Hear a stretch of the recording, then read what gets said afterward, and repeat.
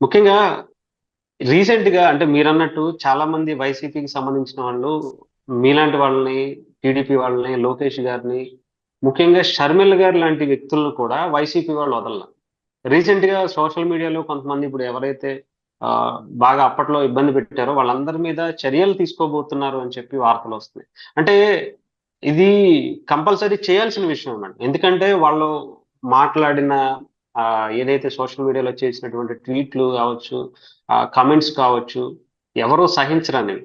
ఇవి దాన్ని మనం ఖండించకపోగా అప్పటి ప్రభుత్వం కొనసాగిస్తూ వచ్చింది. అసలు షర్మిల గారిని కావచ్చు, మీలాంటి వాళ్ళని కావచ్చు, జనసేన పార్టీకి సంబంధించిన వీర మహిళలను కావచ్చు, సార్ ఎవరు ఇక్కడ మాట్లాడితే ఒకటి వాళ్ళని. ఖండించడం కాదు, కొనసాగించడం కాదండి. వారే దగ్గరుండి నడిపించినటువంటి సోషల్ మీడియా పంచ్ ప్రభాకర్ గారు కానీ, శ్రీరెడ్డి గారు కానీ, వాటెవర్ ఇట్ మే బి, వీళ్ళందరినీ కూడా వాళ్ళే పెంచి పోషించి 4 మాటలు అనిపిస్తారు. సో ఇక్కడ వాళ్ళు ఖండించడానికి ఎవడో అంటే వాడు ఖండిస్తాడు. వాళ్ళే అనిపిస్తే ఇంక వాళ్ళేం ఖండిస్తారు? వాళ్ళ వృత్తి అవును. ధర్మం వాళ్ళు చేస్తున్నారు. దే పెయిడ్ నో, పేమెంట్ తీసుకుంటున్నారు, పని చేస్తున్నారు, ప్రతిపక్షాలని బూతులు తిడుతున్నారు. అప్పుడు అధికారంలో ఉన్నారు కాబట్టి. మరి ఇప్పుడు అవును. అధికారంలో కూటమి వచ్చింది. కూటమి వచ్చింది కదా అని ఈరోజు వారిని మనం తిట్టాం. మరి వారికి శిక్ష వెయ్యరా? వేయకపోతే మరి ఇలాంటి పుట్టగొడుగులు వచ్చేస్తాయేమో అని మీలాంటి వారు అంటారు. సో తప్పుకు తగ్గ శిక్ష అనేది పోలీస్ విభాగం చేస్తది. దానికి రాజకీయ నాయకులు రియాక్ట్ అవ్వాల్సిన పని లేదు. ఎందుకంటే 5 సంవత్సరాల పరిపాలన ఆయన చేతుల్లో పెట్టి 20, 30 సంవత్సరాలు వెనక్కి వెళ్ళిపోయిన దౌర్భాగ్య పరిస్థితికి ఈ రోజు రాష్ట్రం వచ్చేసింది. ఖజానాలో డబ్బులు లేని పరిస్థితి. ఎలా డెవలప్ చేయాలో అర్థం కాని పరిస్థితి. ఈ రోజు ఒక ఇన్‌కమ్ జనరేటెడ్ ప్రదేశం ఉంటే ఏదైనా ఉంటే అది అమరావతేనండి. సో సెల్ఫ్ ఇన్‌కమ్ అన్నమాట. Self acquired income. సో దాని ద్వారా మనం ఎలా అభివృద్ధిలోకి వెళ్ళాలి? ఎలాగా ఇన్‌కమ్‌ని సృష్టించుకోవాలి? ఎలా పథకాలు జనరేట్ చేసుకోవాలి? పుస్తల తాళ్ళు తాకట్టు పెట్టే వాళ్ళని తాగుబోతులంటే, తాగుబోతుల్ని తాకట్టు పెట్టిన చరిత్ర గౌరవ్ జగన్మోహన్ రెడ్డి గారికే దక్కింది. అది కూడా 20 సంవత్సరాలకి. సో ఎక్కడ మనకి డబ్బు పుట్టే అవకాశం కూడా లేకుండా చేసేసిన పరిస్థితి. సెంట్రల్ సహాయ సహకారాలు ఉన్నాయి కాబట్టి మనం ముఖ్యంగా అమరావతి పూర్తి చేసుకోవాలి, పోలవరం పూర్తి చేసుకోవాలి. మీరంటున్న కక్ష సాధింపు గాని, వాళ్ళు చేసిన తప్పుకు పడే శిక్ష గాని, ఖచ్చితంగా పడే రోజు వస్తే పడుతుంది. కానీ ఉపేక్షించేది లేదు. ఇటువంటి వారిని చట్టరీత్యా చర్యలు తీసుకోవాలి.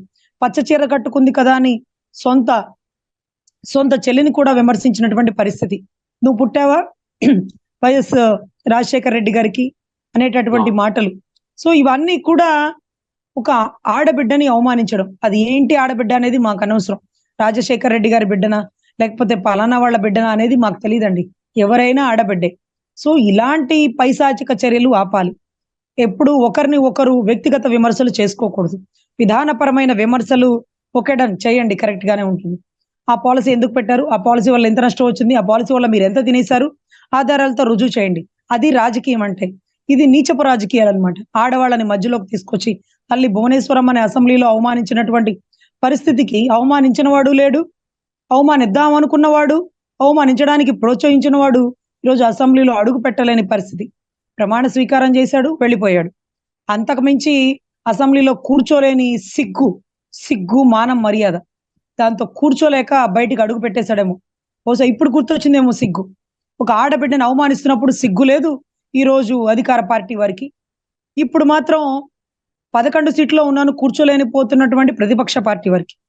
సో అప్పుడు అధికారంలో ఉన్నారు కదా అని విచ్చలవిడిగా రెచ్చిపోతే ఈరోజు ప్రతిపక్షంలో కూడా కూర్చోలేని పరిస్థితికి ఇలాగే ఉంటుందండి. అధికారం ఏమి కొమ్ములు కాదు. ఈరోజు ఒకళ్ళకి ఉంటుంది, రేపు ఇంకొకళ్ళకి వస్తది. అధికారాలు ఉన్నంత వరకు ఎంత నిజాయితీగా పరిపాలన చేసాం. అసెంబ్లీ ఎంతమంది చూసేలాగా మాట్లాడగలిగాం. ఈరోజు చూస్తే మీరు గమనిస్తే అసెంబ్లీలో పవన్ కళ్యాణ్ గారి స్పీచ్ వింటుంటే చాలా ఆశ్చర్యకరంగా ఉందండి.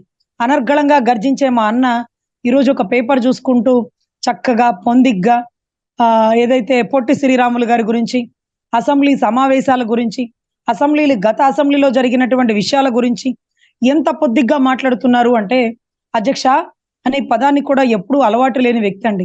మొట్టమొదటిగా అసెంబ్లీలో అడుగుపెట్టి ప్రస్తావన చేస్తుంటే, మొట్టమొదటి స్పీచ్ కి తడబడు పడుకొని లేకుండా పేపర్ చూసి మాట్లాడుతుంటే ఏదంటే అదే మాట్లాడకూడదు. పొరపాటున ఒకటి స్లిప్ అయితే అది కరెక్ట్ కాదు. అసెంబ్లీ సమావేశాన్ని లైవ్ లో రాష్ట్ర ప్రజలందరూ చూస్తున్నారు. చాలా జాగ్రత్తగా మాట్లాడాలి. మనకెంతో తెలుసు. కానీ ఎక్కడ తెలిసి కూడా తెలియక కూడా తప్పు చేయకూడదు.